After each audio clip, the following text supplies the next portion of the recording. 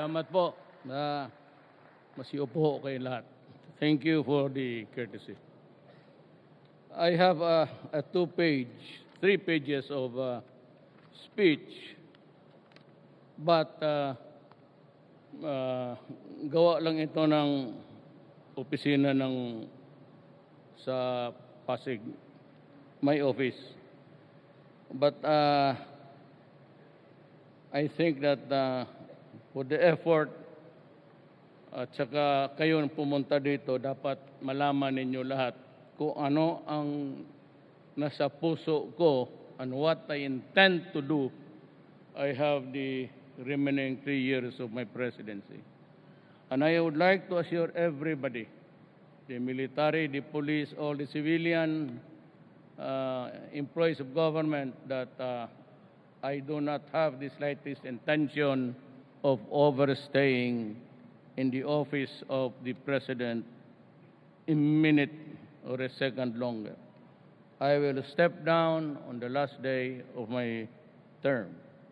Kaya lang, for the 3 years that have passed or about to pass, so many dreams to realize as yet and so many things to do for the country. Merong mga bagay ho na talagang hindi ako pwede mag-compromise. Not even a step backward for any reason at all.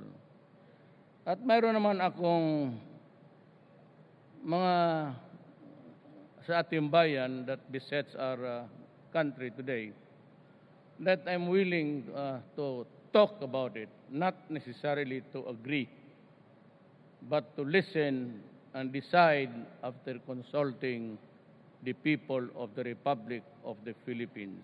I do not own this country. I share power with everybody, including the military, Congress, and the Supreme Court. Nandyan lahat yan, and I have to reckon what is really the best that I can do from now on till the time that I should be stepping down. Please, alam mo, I do not really mean to sound the most honorable or the most cleanest politician in town. Meron ho akong mga butt of the matter. Sa Bisaya, tinatawag namin apan. Tagalog, that would, the nearest term would be a problema, ganito yan eh. At alam mo, merong ganon. So, lahat naman tayo. I do not make any ex cathedra proclamations here. Yung akin ho, practical lang.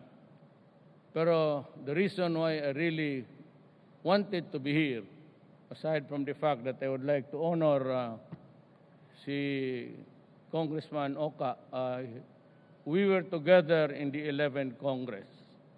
Kasama po kami. Congressman rin ako noon.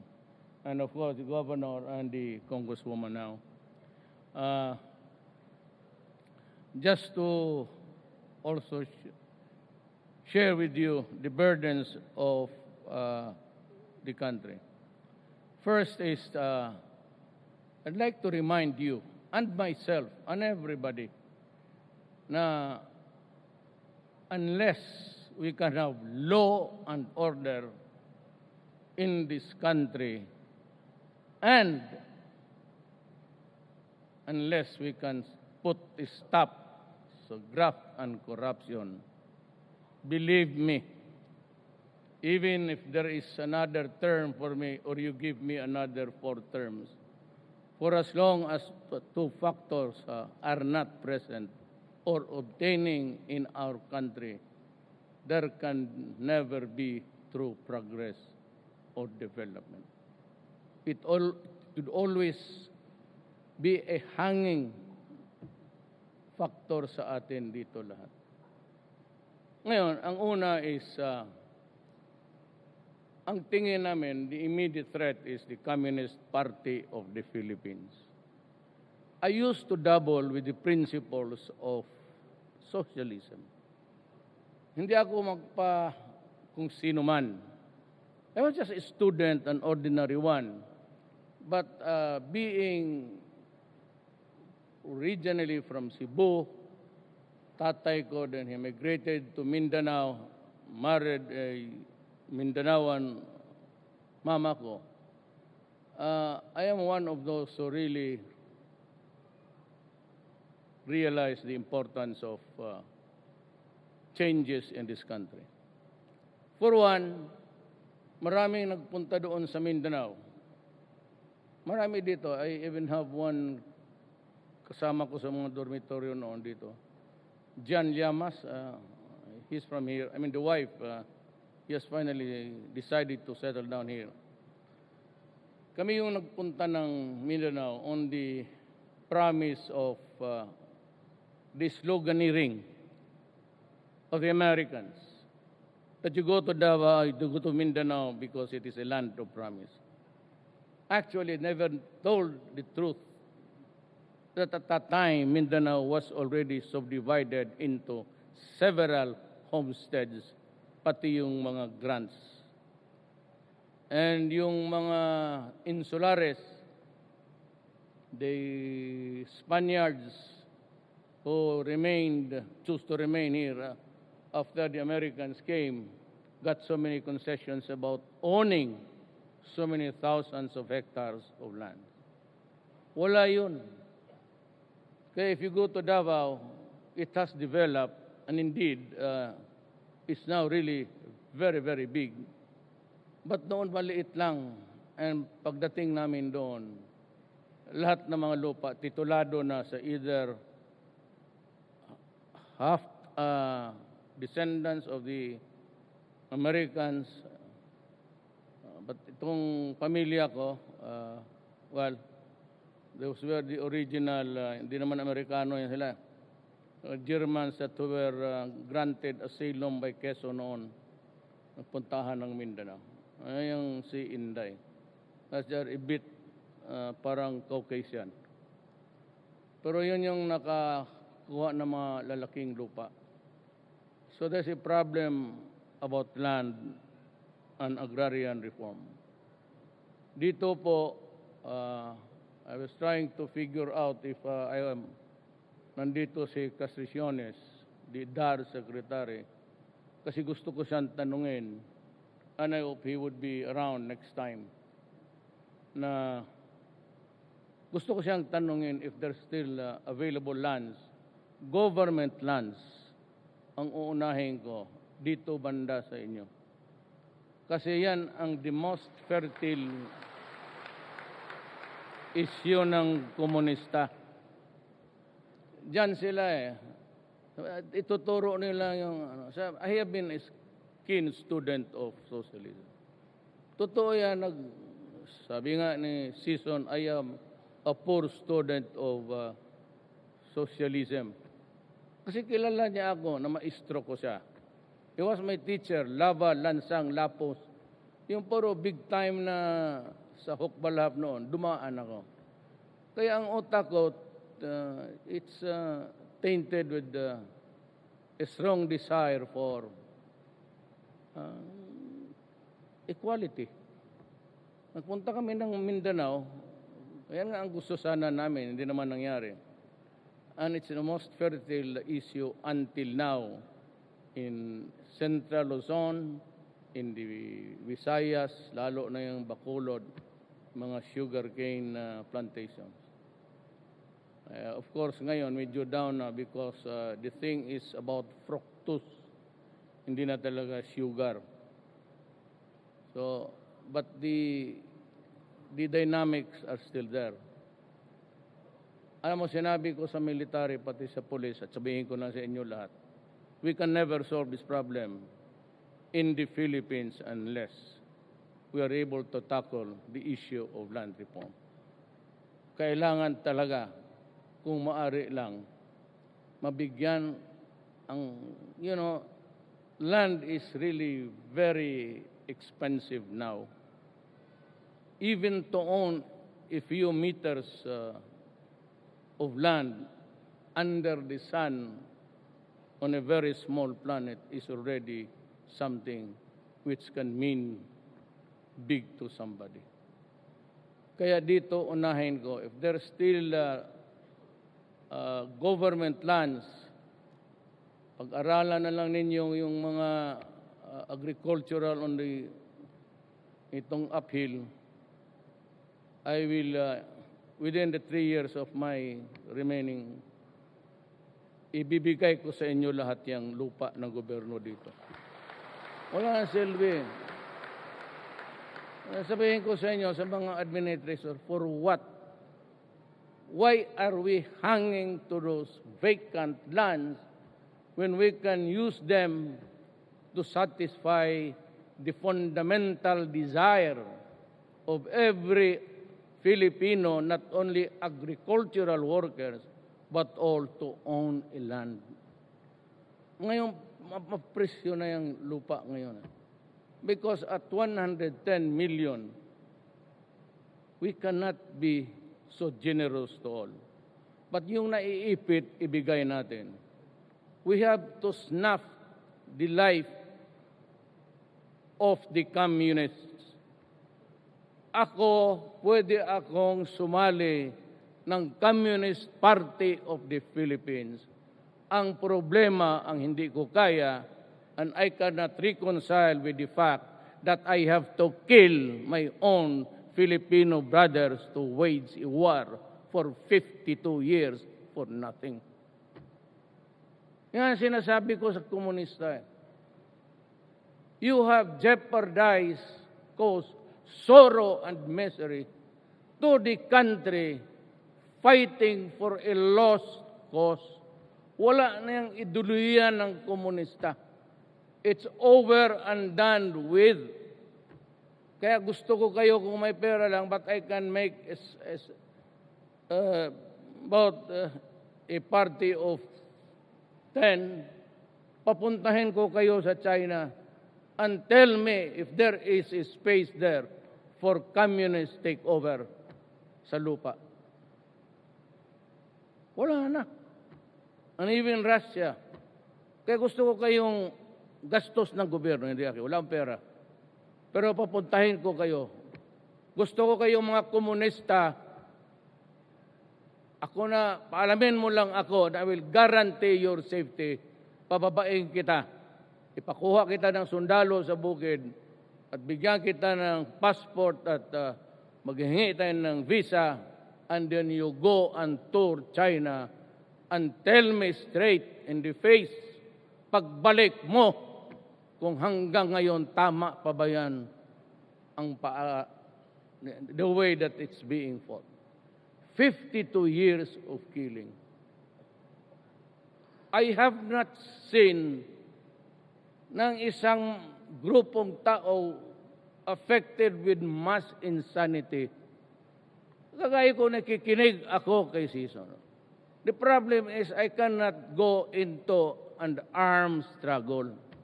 Yung bibit-bit ka ng armas para manalo ka. Demokrasya lahat eh. Even China has had an election recently. Well, Russia, however it is rigged, kung rigged man, if at all, if you believe the enemies of Putin, pero there is a semblance of an election. At least majority of the Russians are happy of the progress of their country now. You cannot totally erase dissent. Pero ako lang, sabi ko nga, nagtataka ho ako, bakit na mga tao magpakamatay at pumatay ng kapwa nilang Pilipino na walang kasalanan? Basta na lang patayin kasi hindi magbigay ng taxation, susunugin yung hindi iyo. And for what? For 52 years? At baka akala ninyo makuha ninyo ang gobyerno? Not in a million years. Hindi nga ninyo mahawakan isang barangay. Meron mahawakan ninyo, but there's always a rampage. And what cost? Sa karamihang namatay, na pinatay ninyo, pati mga sundalo ko, pati polis ko. Natural. Trabaho nila yan. Ba't anong kasalanan nila sa inyo? Nothing. Magdaan kayo ng detachment, mag-spray kayo ng M16, kung ano-ano. And what's the rallying cause? God? Kung Diyos, makaintindi pa ako. Well, if you face the ISIS, what do you think you should do? Allow them to decapitate you? Ayan, patayan talaga yan. Pero itong panggobyerno, no, karaming namatay na walang kakwinta-kwinta. Karamihan namatay dito, alam mo, no, barangay captain. Nauubos kayo. Aside from itong, pero na lang kung nandoon ka. But for how long would that be? That you cooperate with the enemy? How long would it take this revolution to succeed? Never. Never in your lifetime. Tapos yung nga sa Davao, ito namang mga kalaban ko na bastos talaga ang bunganga ko. Kasi sabi sa kayo, mga Amazona kayo. Wala kayong ginawa kung hindi magpatay. Kasi nagalit ako, sabi ko, ilang taon kayo sa kalihukan, movement. Sabi niya, 17 years. Mag-asawa sila. Sabi niya, anak kayo, sabi niya, ito, kapatid namin. Akala ko NPA. Sabi niya, sir, ngayon lang kami nakita, after 17 years. Kaya kung nagsalita ako, silang dalawa ang nalecturean ko. What would have happened to the life of this person? Basta magpasarap na lang kayo. Tapos iwanan niyo. You do the biological function there for your gratification. Then you leave and leave your son with the... Mabuti na lang nakatapos ng high school. Kung namatay kayo, bakit ang komunista ba may memorial? Mabuti ka doon sa Davao kasi magsabi ka, permiso ka, o di sige. Sabi ko sa military, hayaan mo na lang. Just give them time. Namatay yung pinakatigas nila si Parago. I allowed the bureau, I paid for everything. And I told the military and the police na, regalo mo lang sa akin to so that I can more or less maintain my rapport with him. Nakakapasok kasi ako ng gubat. Ako yung kumukuha ng mga hostages. Kasi nga may sharing kami. Sa idea, land reform, gusto ko yan. Gusto ko bigyan lahat. Gusto ko bigyan ng trabaho. Kaya ako talaga nag-improve. Sabi naman nila hindi. But, things are improving. And allow Philippines about 50 years' time if you can cut the violence in this country and there is no corruption. Baka. Baka sakali talaga akyat tayo. Pero kung magsige ang buong ano nangyari sa agrarian reform. Putol na. Sabi ko, if it takes you 2 years to process a paper, a conversion there, you are up to corruption. I told them 1 month. Ano pa naman? Bakit mo patulugin ang papel ko? Hindi pabalik-balikin mo yung tao. Mga ganoon ang nangyari nga. May amabot, 2. Alisin mo. Kung hindi ka mag-alis, gusto mo patayin kita. Mamili ka. You are causing disorder. Law and order. Kung lahat nasa gobyerno, puro hingi, puro nakaw, puro lahat. Ako meron akong, sabi ko, butt of the matter. I've been mayor for 23 years sa Davao. 4 years kasama kami ni Siroca, congressman. Then, vice mayor to my daughter, nagwala naman, nanuntok ng sheriff kung anong pinagbubugbog lahat ng mga tao doon. Isa rin yun. Ganoon ako katagal sa gobyerno. And I have been a prosecutor for most of the adult years. I was a trial prosecutor for 9 years. Kaya from where I stand, alam ko ang sinasabi ko. I used to prosecute rebels, criminals, and all. Ang hindi ko talaga nakita dito, by what universal curse are you there in the movement of the Communist Party of the Philippines when you know that you will never succeed at pumapatay kayo in the name of a rotten ideology communista? Eh ako, mas mabuti, hindi ako nasabi. To date, I have distributed something like 6,000 titles. You do not have to be a communist to have a good, true, blue land reform program. Bakit kung gawin? Kung gagawain ng mga komunista niyan, pag sila na ang mag-take over, kung sila ang mag-take over, edi gawain ko na ngayon.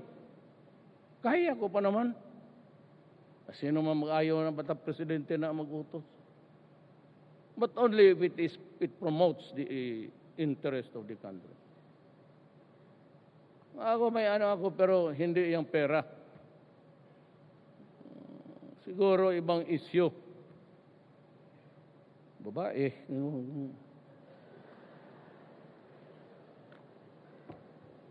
Kaya nga dalawa asawa ko eh. Ano ba tawag mo dyan kung hindi pa bisyo? Wala ba na akong ano dyan? Hanggang kaya ko lang. Do you know magkanong sweldo ko? Yung totoo. The only thing that I get, maghanap kayo ng resibo dito. Dito sa gobyernong to, wala makita. Mine is about 203 something. Dalawa ang pamilya ko. Di tag 100. Magkano ngayon kamahal ng gasolina pa? Tapos yung apo ko pa, kasi yung lola gusto doon sa kanya, di gastusan mo. Di, hanggang ngayon, I started to work for my children so that they can go to school. That was when I was, kalimutan ko nung kailan ako kinasal. Putang ina.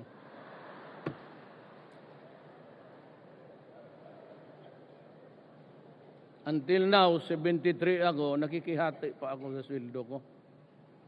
Magtanong kayo kung sino. Paski sino. Congressman, you take sa record.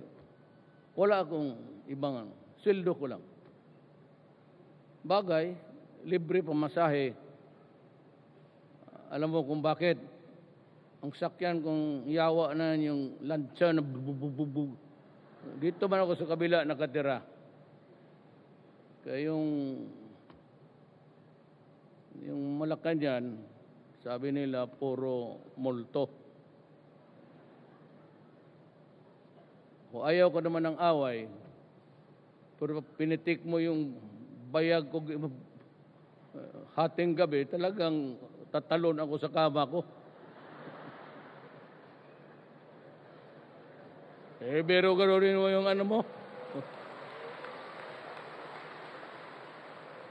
Hindi man mangyari yan. Hindi man ako natutulog doon.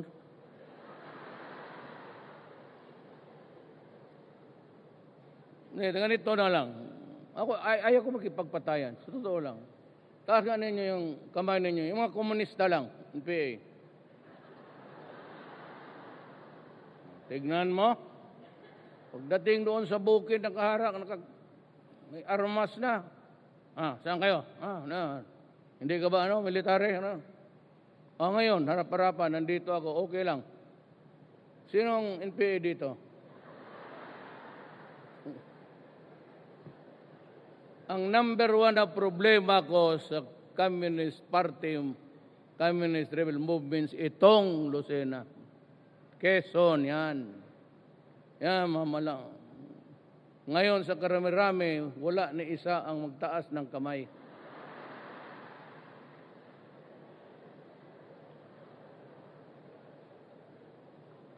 Dito to, kaya mga komunista, I am ready to accept you. Okay? Mag-surrender ka lang sa police o military. Sabi mo, surrender na ako.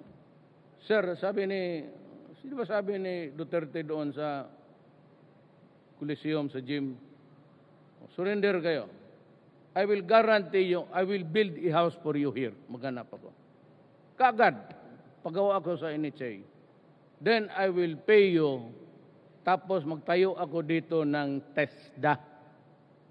Kasi sa totoo lang, hindi kayo maniwala, nandiyan mo yung mga negosyante, tanungin mo yan sila SM, tanungin mo sila Gutiano, tanungin mo, maraming trabaho, walang trabahante. Why? Kasi hindi ka naman pwede magpulot ng tao sa labas, tapos dalhin mo, sabihin mo, sige, gawain mo yung electricity niyan. He has to be a master electrician, or at least one who is an electrician or who works for a master electrician, a master plumber. Di ka naman po dyan sa diwi, yung nagatambay dyan, na puro payat, sige hit-hit. Nabot yun. Alam mo bakit ko pinapatay yung mga putang ayo? Para matapos na yung ano ninyo.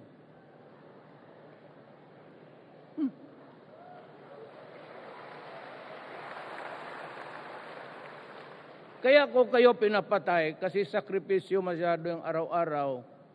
Nakaganong ka, walang kain. Hindi naman kumakain yung mga putang inang yan. Sa bagay, kaya tumaas yung ating inventory sa bigas. Maraming duga. Marami. Kaya kita payat na mga ulol. Hindi ako kumakain. Kaya sabi ko, wala tayo ikabigay ng bigas, di droga na lang para hindi na kumain itong mga gagong ito.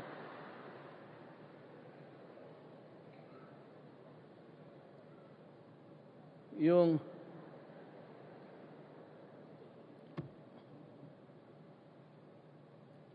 mga wala talaga. Meron pa may pare dito. Meron, hindi, may pare dito. Is there a priest here? Bishop, ninyo niyaya.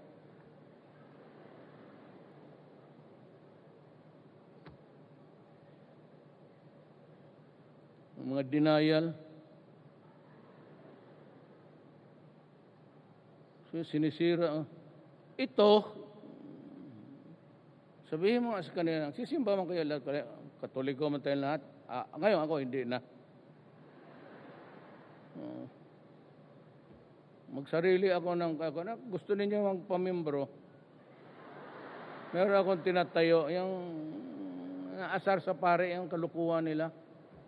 Iglesia ni Duterte yan, maganda yan.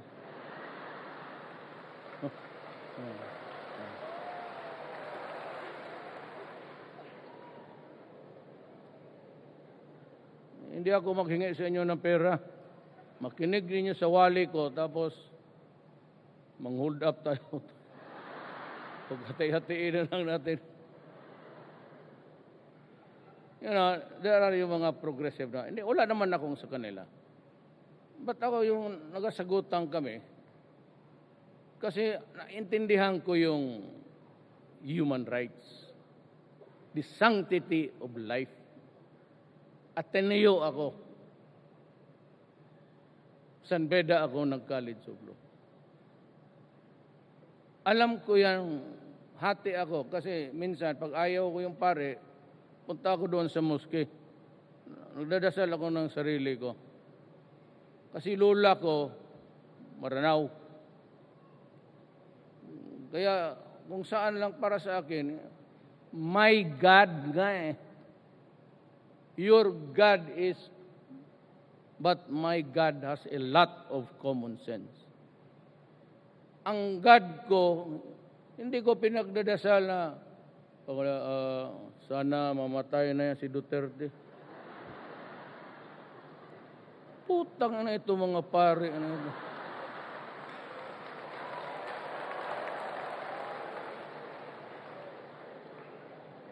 Tapos ako pa ang masama.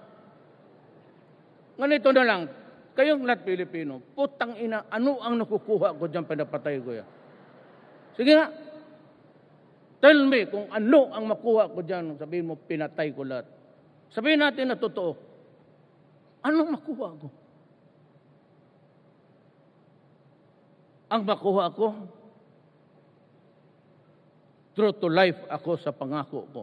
Anong pangako ko sa inyo? 5 lang. Di ba? Presidential debates, 5 lang. Corruption, droga. Tapos sabi ko, yung paano ko ang bill. Nakita naman ninyo yung bill. Makita mo trabaho ni Villar, endless ang highway sa Pilipinas. 5 lang. Ang una dyan, corruption, krimen, droga. Kasi yun lang ang problema natin. Ang Pilipinas, wag mo lang galawin, magtatrabaho lang lahat sa gobyerno sa talagang trabaho na from the heart. The government will function on its own. Wala na trabaho ng militar kung walang gulo. Nandyan lang sila sa kampo. Yung mga kalyo nila, liliit na. Wala naman lakad. Wala nang kalaban. Anong makuha ko dyan? Pag natapos ako ng pagka-presidente, plus yung 23 years kong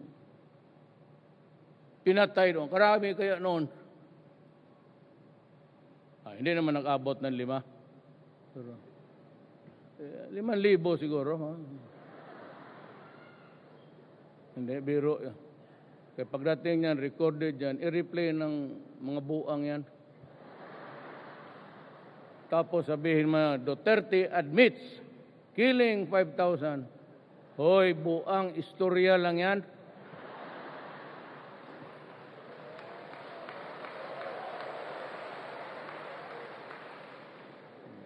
Maniwala ka pala.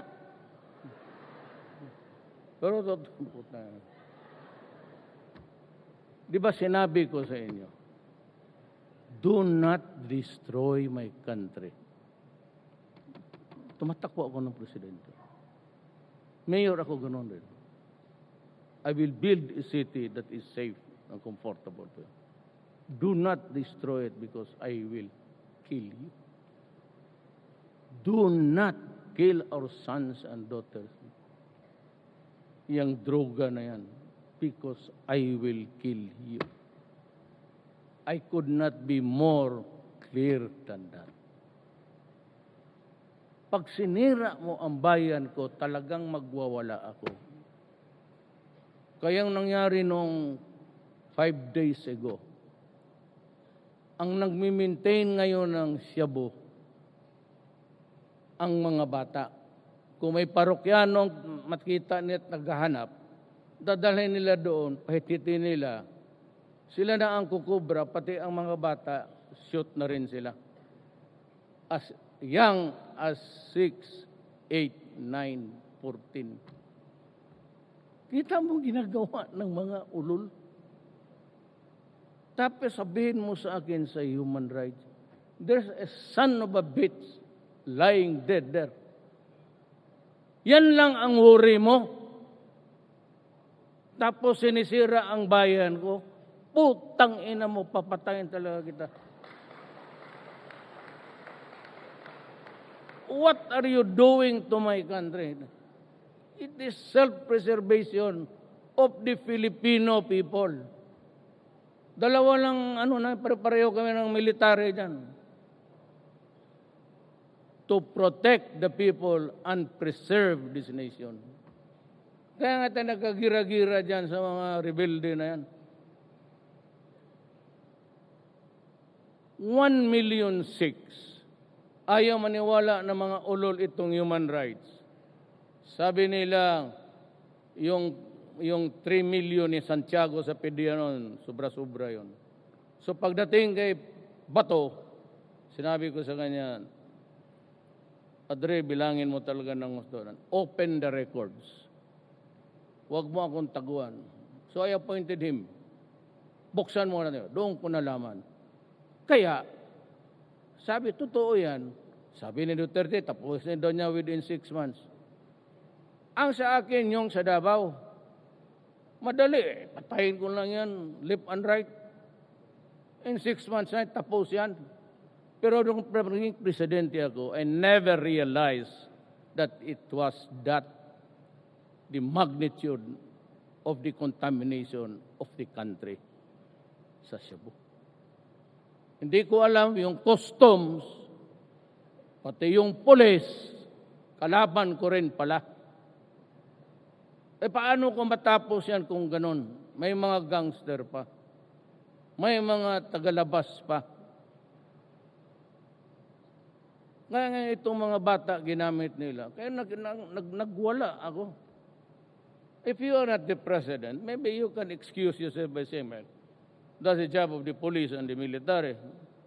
So why do we have to fuck with that? Pero kung ikaw, President, nako, kaya wala itong katapusan. I'm warning again. I will go after you. And I will kill you. Sigurado yan. Mabuti pa, patayin mo na ako una. Kung kaya mo. Kaya hindi talagang yayariin kita. Imagine, 1.6 sabi ni Bato. You think it's just a joke? 1.6 Filipinos addicted to shabu. You think the number is a joke? Those 1.6 Filipino souls are reduced to slavery to a drug called shabu. And they have to have it every day because the monkey is always ready to ride at the back if you need it.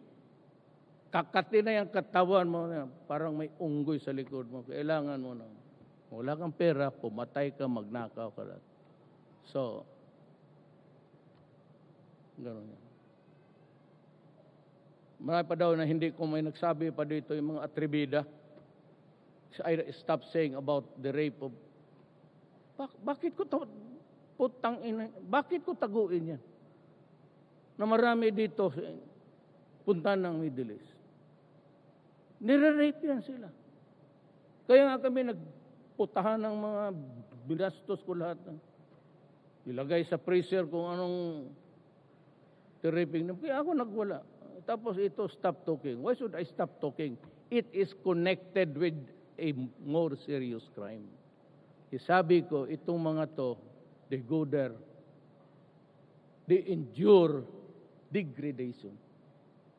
Because in some parts and some tribes, if you are a slave working for them, or if you are a house help being paid, rape is always part of the territory. And they endure it for 3 to 4 years kasi they have to remit the money so that their children here can go to school and get an education. So what happened? Saan na yung dugo nila pati pawis nila? At yung loss of dignity ng tao. You strip her of all semblance of you. Kaya yung wala na silang ego. Self-worth nila mababa ng...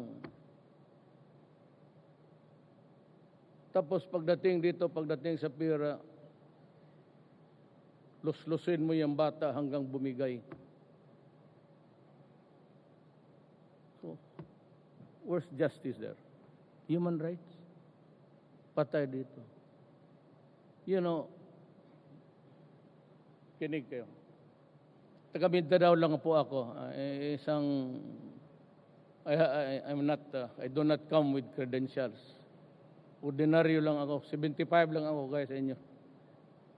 You know, if you want to destroy an enemy, all you have to do is to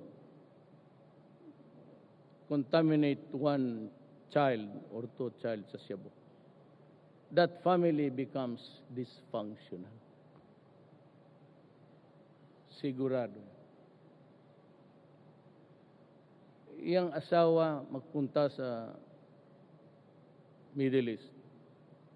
Yung isa naman magpunta doon sa, just to really, that family without a father and mother is already dysfunctional. What is really very sad is that sometimes we hear na iniiwan lang sila doon sa mga kapitbahay o sa lula na matanda na o sa mga relatives. Hindi mga rape doon ng bata sa mga. Tapos ayaw nilang pag-usapan. Bakit hindi natin pag-usapan putang inang problema ng Pilipinas? Because of drugs. It can cause dysfunctional family. Ito, isa, pag na-contaminate, maghanap yan ng makuha niya. Ito naman maghanap na makuha. And marami na sila, sufficient in number, at last count 1.6. They are all selling shabu. All over the country, you have 1.6 million idiots distributing shabu. In the end, it will reduce our country into a dysfunctional state. I will not allow that. Hanggang mayor ako, puta, hindi talaga ako papayag. Magpatayan tayo dito. Hindi kasi ako nagpapatawag ng presidente. Mayor lang. Kasi pag mayor ka, magsabi ka, potang ina mo yan. Okay man. Si mayor ninyo dito magmura. Pero kasi kung presidente, like to address the Philippines, you know, we have the serious problem. Potang ina. Hindi ka ba baka ganon? Pagtanong sila, presidente, mayor ako. Bahala na kayo dyan kung anong basa ninyo sa konstitusyon. I am just a mayor. Kaya ang salita ko, pati ang ugali ko, kasing sama ng mayor.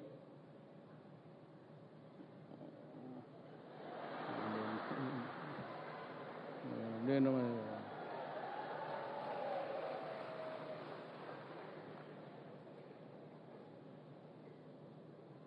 Yan ang druga. Yan kasi, yan ang NPA. Wala talaga akong nakita. Kung I'm ready to accept you anytime, huwag kayong matakot magsunod. Hindi kayo papatayin. Paski na nakapatay na kayo ng. Pero huwag yung pulis na magaganda. Tanggapin ko kayo, then let's talk. Alam ko hindi ko matatapos ito ng ilang taon na to. Kung yung mga kidnapper, gano'n, wala yan, diretso sa impyerno yan. Wala na akong pasensya dyan sa kanila. Dito sa Cavite, ay nako, magdasal ka na lang. Wala akong panahon sa mga, I may have all the time to serve the Filipino nation. But I do not have the time to worry about this criminal. Tatapusin ko na lang kayo. Let's say kayo. Well, yun lang naman ang sadya ko, actually. Yung law and order pati corruption. Corruption, tinatanong ko kasi si Bong, yung conversion from one of agriculture to commercial took them 2 years to process it. Nung sabi ko na tanungin mo, in 4 days time lumabas yung ano. So kung nakakinig sila ngayon dyan sa conversion office ng DAR, better prepare because you're fired. Kung hindi kayo kasuhan ko kayo. Pag hindi pa kayo natakot sa kaso, patayin ko na lang kayo. Ganon rin patiisin mo ako. Para mo akong ginagago kasi, you know, you take me as a stupid idiot. Mga warning ako ng warning ng gano'n. Tapos you do it again and again. Kagaya nila sa custom, sabi nila, yung custom wala talagang katapusan, it can never be solved. Ngayon, nilagyan ko ng puro military. Sabi ko, barilin ninyo. Sabi, magkakaso tayo, sir, matagal pa yan. Maabutan pa yan ng siyam-siyam. Criminal case, i-apila pa may pera ka, abot pa ng 10 to 15 years. Patay ka na rin yan.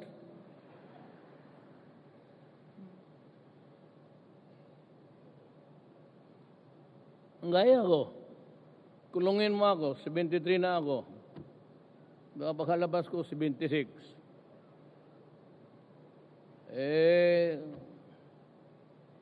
May ano ako, sabi ko, huwag na lang gamutin yan. Hindi na ako magbidisina. Sige, cancer. Gumana ka ng husto. Wala, pakialam. So pa, kulungin mo ako. Pero dito, sa usapang seryoso, wala akong ano dito. NPA, I offer you peace. But kung magkita tayo sa bukid, ang order ko sa military, huwag na rin patagalin, ubusin na ninyo yung mga yawa na yan. Basta naghawak ng baril, sabi ko, barilin mo, patayin mo. At yung mga sa pulis, ganun rin. Yung mga kidnapper, pag nahuli ang kahawak ng baril, patayin ninyo. Kaya nga sabi ko, ako ang sasagot. That's the reason why. I said, I take full responsibility sa order ko. I said, clean up, destroy the organized crime of drugs. Destroy itong mga ubusin mo. Kaya araw-araw ay namamatay. Sinabi ko na sa inyo nung isang araw, isang buwan, puro opisyal na pulis. Sinabi ko sa inyo, opisyal ng PDEA, putang ina ninyo, sinabi ko sa inyo. Pag sumali kayo dyan, mauuna kayo. Let's say kayo. Hindi kita palusutin. Kaya parang niluloko mo ako. Kung hindi sana ako ang presidente, bahala kayo. Uwi na ako doon sa amin. May mga naitira pang magaganda. Hindi naman masyado matanda. Pero may edad na kasi kaano ko wala namang sasagot sa akin na ano. Either kung hindi byuda, hiwalay sa asawa. Sinong hiwalay sa asawa dito? Upaiwan na ako ng isang gabi. Istorya, tok-tok lang. Total, ako lang ang lumilipad talaga ng gabi. Ako lang ang lilipad ng helicopter.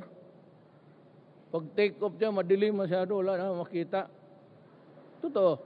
So, ako lang ang nagbiyahe ng gabi. May aeroplano o chopper. Sabi ko na sa piloto, pag bungguin mo, yung mataas talaga na bukid para sigurado.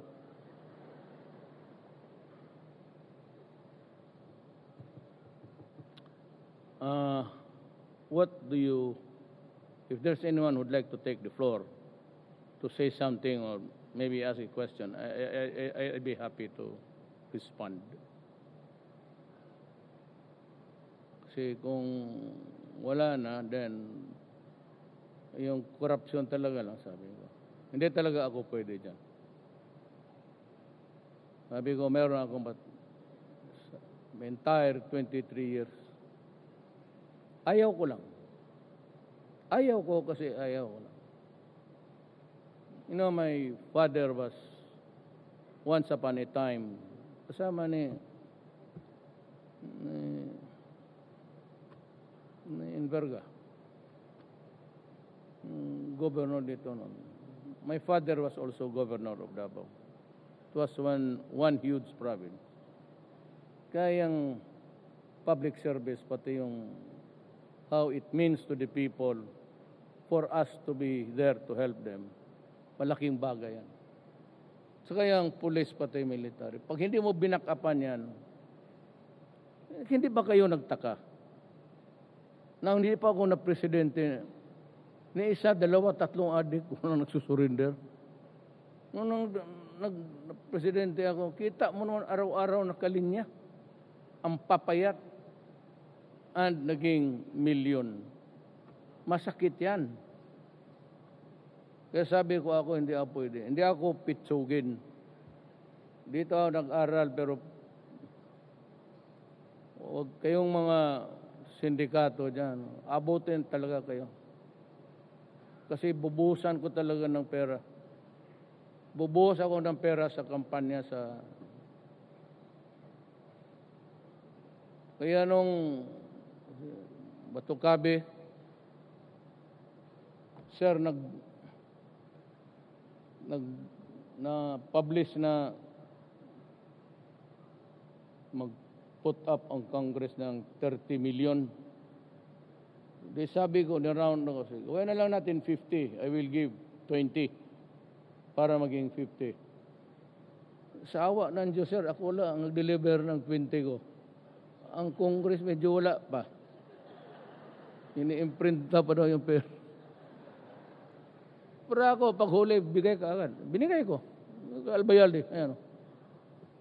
Ikaw nang bahala kung sinong ano. Pero sa bagay, ang Congress talaga ano. Karamihan kasi ng mga congressman potential boxer. Congressman? Boxer. Kumapira gano'n. Hindi mo pa gano'n. Puro pa sirado. Hindi, biro lang yun, sir. Sabihin mo sa kanila magbigay kasi totoo, ma'am. Kasi promise yun ninyo eh. Sa ano, I don't know who made the commitment actually. I just read it just after the Pati tinanong ko si Albayalde, nagbigay na ba yung 70 pa? Okay, I'll look for an opportunity to remind them.